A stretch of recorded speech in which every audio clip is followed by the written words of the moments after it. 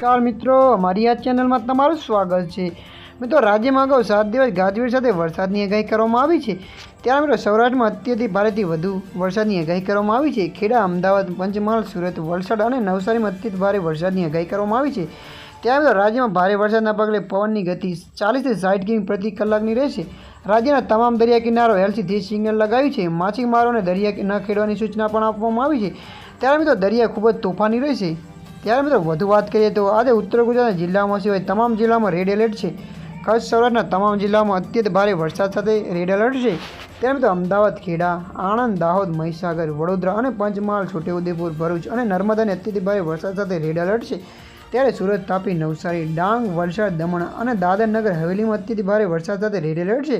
ત્યારે મિત્રો બનાસકાંઠા, સાબરકાંઠા, પાટણ, મહેસાણા, ગાંધીનગર અને અરવલ્લીમાં ભારેથી અતિ ભારે વરસાદ સાથે ઓરેન્જ એલર્ટ છે। ત્યારે મિત્રો આવતીકાલે ગુજરાતમાં ભારેથી અતિ ભારે વરસાદની આગાહી કરવામાં આવી છે। ત્યારે મિત્રો હાલ માટે આટલું। મળીશું નવા અપડેટ સાથે। જો વિડીયો તમને પસંદ આવે લાઇક, શેર અને સબસ્ક્રાઈબ કરી નાખજો। ધન્યવાદ।